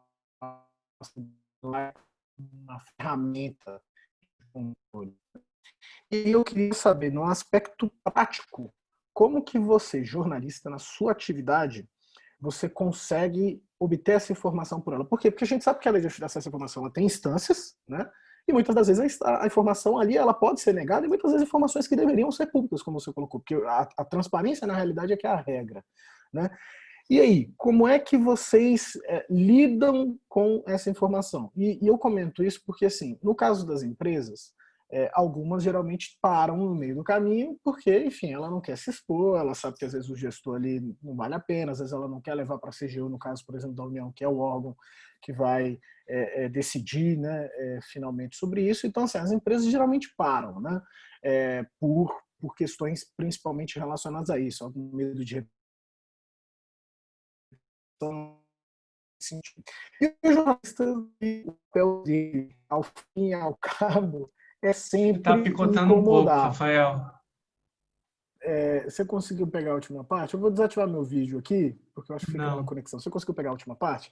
Eu estava comentando assim, que as Não. empresas elas param, né, num determinado momento por alguns aspectos. E no caso do jornalista, que a função dele é incomodar, a função dele é descobrir a informação, a função dele é realmente fazer valer, né? Porque assim, é muito, na minha opinião, até perceptível que a negativa por si só já pode ser uma notícia, né? Pô, o órgão não fez e acaba se transformando, de certa maneira, aquilo que você falou de um instrumento de controle, né, a mídia, embora ela tenha os seus interesses econômicos. Agora, como que você lida com isso na prática para que a gente possa, porque, por exemplo, alguns advogados aqui da comissão fazem parte de associações, né, do Observatório Social, dos Advogados Unidos contra a Corrupção, como que essas entidades poderiam, se valendo de técnicas como essa, auxiliar nesse controle da corrupção utilizando a lei? Como que um jornalista encara isso na prática?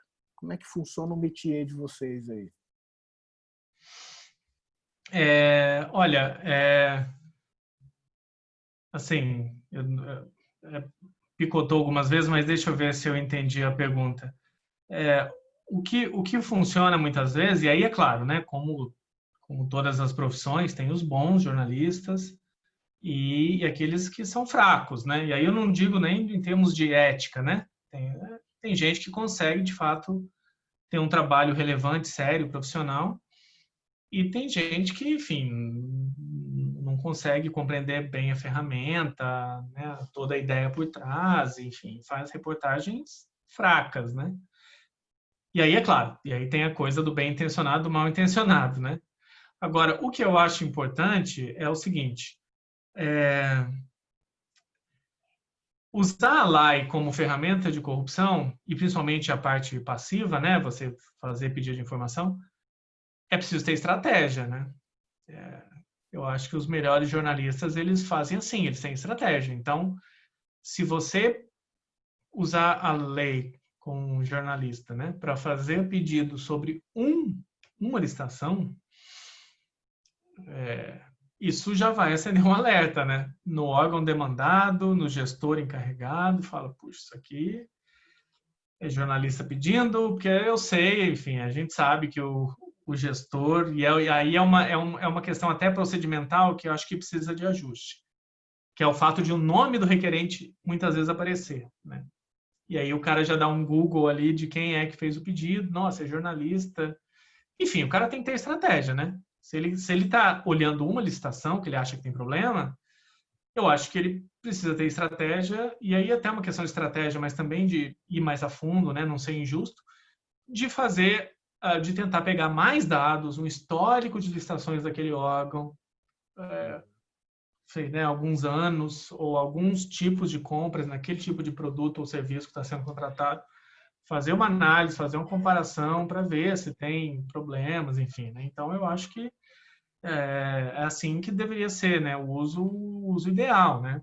De maneira mais aprofundada e mais estratégica também, para não ficar levantando suspeitas e não ficar assustando o gestor, enfim, ou se o cara realmente, o gestor, está querendo fazer sacanagem, ele já vai falar, não, tem alguém olhando, eu vou recuar aqui na sacanagem, na malandragem. Então, eu acho que tem que ter estratégia. Agora, o fato de empresas usarem, eu acho que também, eu já me deparei com essas questões também, gestores, enfim, né, eu dou cursos e consultoria, às vezes, eu já me deparei com situação assim, né? O gestor me parecia muito bem intencionado, falando, a empresa está me pedindo informação, mas se eu der essa informação, ele vai saber o tipo de uma coisa técnica mais que a gente está querendo. Eu falei, meu caro, eu acho que então você tem um site, sabe? Eu acho que você tem que responder a informação para o cara, porque não é sigilosa, enfim.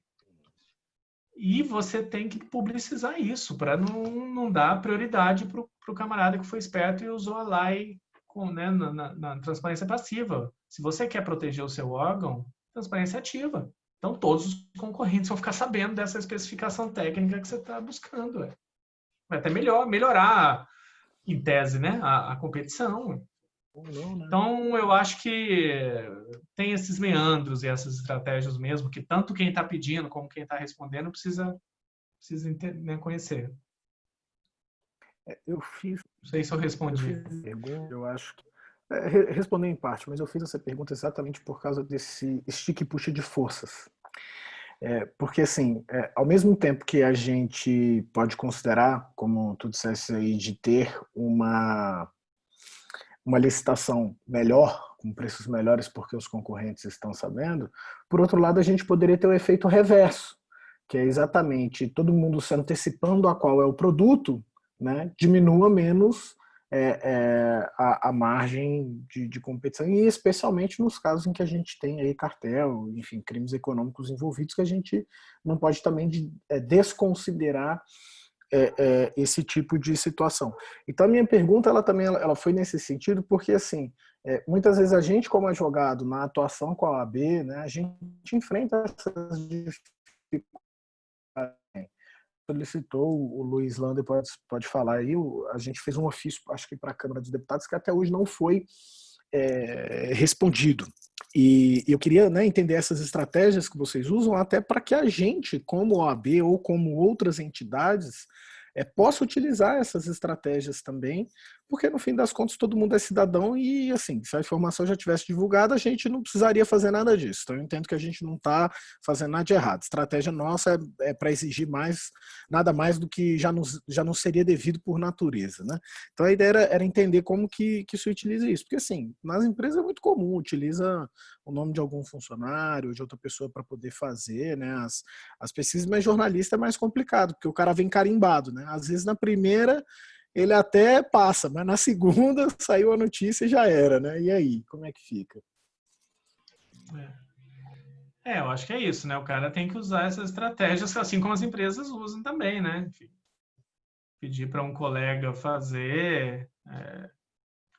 E agora, pelo menos no âmbito federal, né, a CGU tem um mecanismo de que o requerente opta, né? E aí ele pode dizer, olha, eu estou pedindo essa informação, mas eu não quero dizer meu nome, enfim. Então, mas eu acho que realmente tem que fazer essa estratégia, porque às vezes o cara fica marcado mesmo, né? Tem que pedir para um colega, pede para a esposa, enfim, qualquer pessoa pode fazer o pedido de informação. Então, qualquer pessoa pode fazer. Acho que tem que usar, infelizmente, tem que usar essas estratégias, né? Para mim, o ideal como a informação é pública e você vai analisar o conteúdo do pedido e avaliar se aquele conjunto de informação solicitado pode ou não pode, né, pela lei, ser divulgado, você não precisava nem ter o nome do requerente. Não precisa ter o nome. Você poderia omitir o nome, não precisa botar nome. Né? Você só precisava botar um e-mail ou um endereço postal para receber de volta a resposta, obviamente. né? Mas aí você poderia eventualmente até criar um e-mail geral, enfim, né? Respostas de lai@gmail.com, né? Você entraria com um sistema com esse e-mail e fazia o pedido, né? E aí, é claro, o órgão poderia dizer, olha, não posso responder e tal, mas com base no conteúdo da solicitação, né? Esse seria o mundo ideal, né? Mas já que não temos esse mundo ideal e as pessoas realmente ficam marcadas, né? Os requerentes, jornalistas, o que eles costumam fazer é isso, né? Muitas vezes fazem um rodízio, monta ali uma equipezinha e, né, e pedem com outros nomes, né? Enfim, são estratégias. E só complementando essa parte, não é só uma questão de jornalista, né?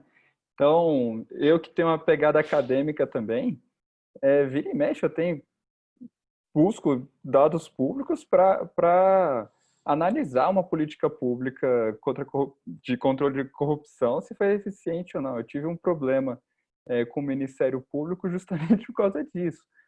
Publicando, eu vou falar porque, enfim, também já resolvi, mas aquele quadro da Lava Jato,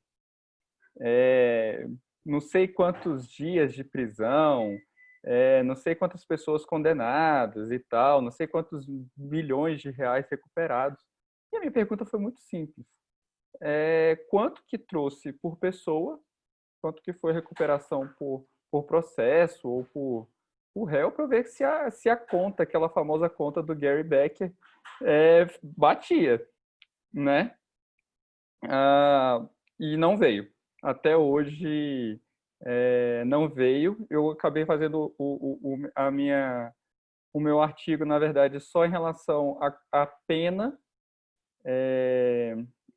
generalizada versus as penas de quem assinou acordo de colaboração premiada, para ver se tinha sentido no tempo e tal.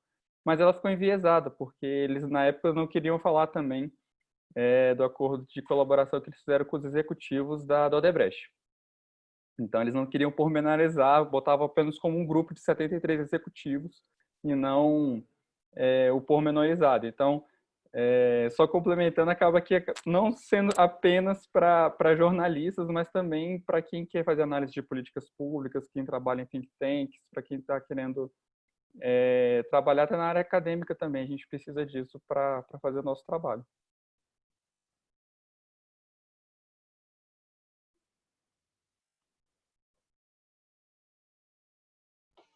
Exatamente. Ainda tem mesmo, né, essa cultura, né, dos órgãos públicos, ainda mais Ministério Público, né, polícias e tal, eles acham que o sigilo é a regra, né? Então, é uma mudança aí de mentalidade que precisa realmente acontecer.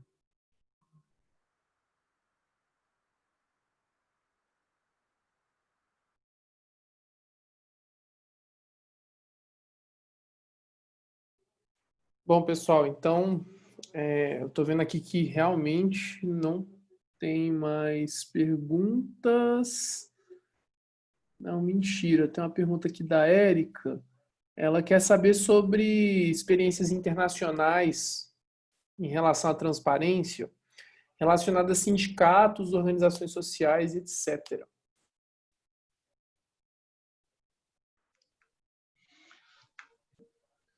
Tem alguns países que de fato listam os sujeitos obrigados, né, da lei. E tem alguns poucos. Eu nunca fiz uma pesquisa exaustiva de sindicato e organizações da sociedade civil, mas com relação a partidos políticos, eu fiz uma pesquisa e encontrei nove países que têm lei de acesso à informação explicitamente dizendo que partidos políticos são sujeitos obrigados. Enfim, são poucos mesmo. Eu acredito que sindicato e ONG também tem, né? E aí, claro, tem o risco associado a isso também, né? De controle estatal, né, da atividade da sociedade civil, enfim. De fato, existem riscos. É uma questão mesmo de você tentar aí equilibrar, né, esse tipo de legislação, né? Porque se por um lado é um risco de controle estatal da atividade da sociedade. Por outro lado, também a gente sabe que muitas ONGs, muitos sindicatos são usados até para fazer desvios mesmo, né? Então, também algum nível de transparência eu acho que é desejável, né? Nesses atores não estatais, né? Agora, isso vale também para associações empresariais, por exemplo, né? Enfim, sindicatos patronais, né? Enfim, então, acho que essa discussão sobre transparência dos atores não estatais é bem relevante. Beleza. Pessoal, mais alguma pergunta? Eu vou ficar de olho aqui no chat. Fabiano, muito obrigado pela presença. Deixa eu ligar meu vídeo aqui de novo. Muito obrigado pela presença. Foi, assim, fantástico. Foi incrível. A didática que você tem para explicar essa lei, assim, incrível. A minha pergunta é exatamente no mesmo sentido da pergunta do Kaique, né? Então, eu fui imensamente contemplado, tanto pela pergunta quanto pela resposta. A questão da accountability na transparência sempre me chamou a atenção, e é bom saber que tem tanta gente preocupada com isso, especialmente pessoas com tamanha capacidade e interesse.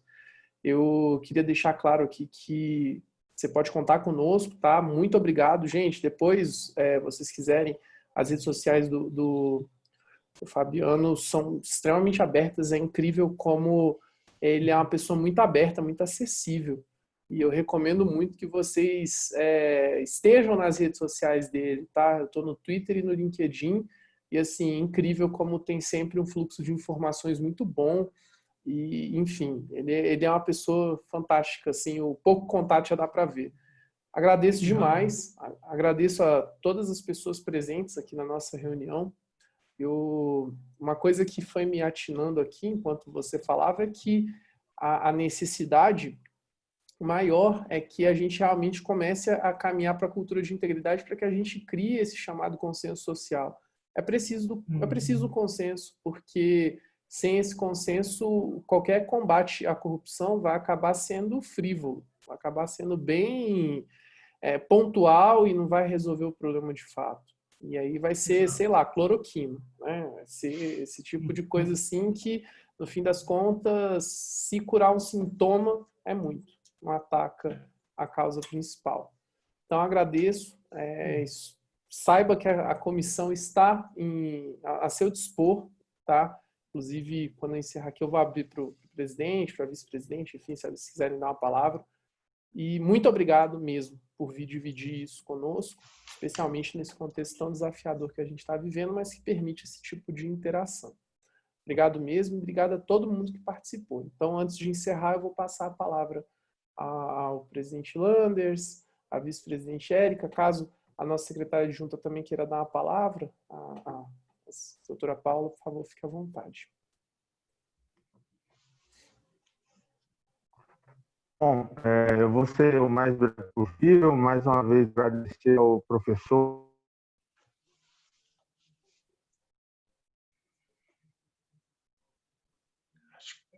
Acho que cortou, Luiz. Eu não estou lhe ouvindo.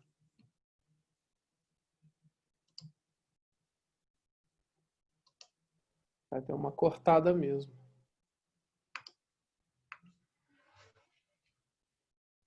Nos deixar registrado.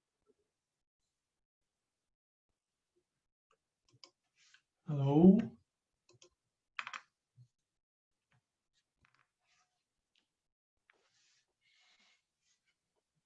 Eu não sei se sou eu aqui, mas eu não estou ouvindo nada. Também não, aqui cortou.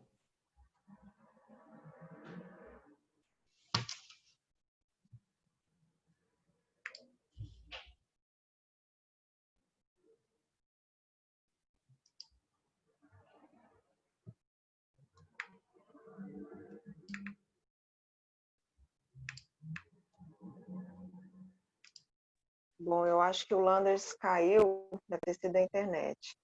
Mas, de qualquer forma, Fabiano, está me ouvindo? Voltei, mas a palavra é sua, doutora Voltou? Érica. Então, fale, meu presidente, fale.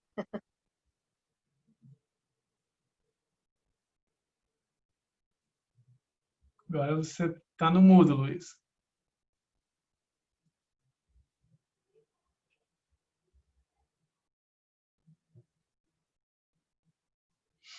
Acho que o Luiz não quer falar mesmo, não. Tá É um complicado para o rapaz Luiz falar. acanhado. Mas então eu vou falando, enquanto ele não consegue se conectar. Eu queria agradecer ao Naue por ter feito esse convite a você, Fabiano, e queria lhe agradecer pela excelente explanação, foi muito, muito boa, brilhante, parabéns, você é muito capacitado mesmo, todo mundo pôde perceber, e eu fiquei interessada nessa questão da experiência internacional, porque eu também faço parte da Confederação Nacional da Indústria e da Câmara Brasileira da Indústria e Construção, e sempre tentei defender essa questão da transparência, porque até pouco tempo a gente recebia uma contribuição sindical, né, obrigatória. Uma reforma trabalhista, essa contribuição obrigatória caiu, mas muitas instituições recebem subvenção, dinheiro público, né, contribuição confederativa, ou subvenção mesmo de convênios e tudo mais, e a gente não vê a transparência que deveria ter, ou pelo menos que a gente espera. Mas agradeço demais a participação aqui na nossa comissão, as portas estão abertas, os meninos já anteciparam isso, mas eu gostaria de reforçar em meu nome, como vice-presidente, o nome do Landers, que não está conseguindo falar, mas as portas estão sempre abertas a você, tá bom? E queria agradecê-lo em nome da nossa comissão. Muito obrigada. Muito obrigado, Érica. Érica e Luiz, muito obrigado pelas palavras. É muito bacana, é muito bom a gente saber Obrigado, que doutora Érica. Fez as honras da tem casa, estou na internet. O Luiz está tentando, mas está difícil, Luiz, a internet. Vamos trocar a internet. Você não está dando para te ouvir, não, Luiz. Mas ele quis agradecer, deu para escutar um tiquinho, né? No finalzinho. Deu para escutar um pouquinho. Bom, então agradeço novamente também o convite, muito bom, muito bacana. A conversa foi ótima, as perguntas, intervenções excelentes. Então, estamos em contato. Obrigado pelo convite, todo mundo, pela presença e a Naue aí pela iniciativa. Luiz, Érica e todo mundo, agradeço de coração, estamos conectados e vamos em frente. Obrigado, boa noite. Vamos que vamos, Maravilha. conte conosco aqui, viu? Pessoal, então, não havendo mais nada a tratar, eu encerro a presente reunião. Eu informo que para fins de coleta de assinaturas de participação, enfim, eu vou usar o registro do próprio Zoom, tá? Para poder encaminhar para a nossa Secretaria-Geral de Comissões, e a ata da reunião vai ficar como a gravação dessa reunião que nós temos aqui, tá?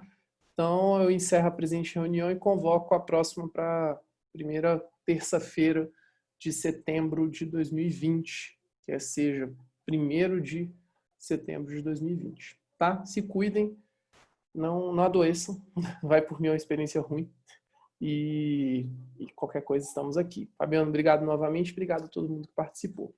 Um abraço, pessoal. Maravilha. Um abraço, Naue. Obrigada, Fabiano. Boa noite, Landers. Boa noite a todos.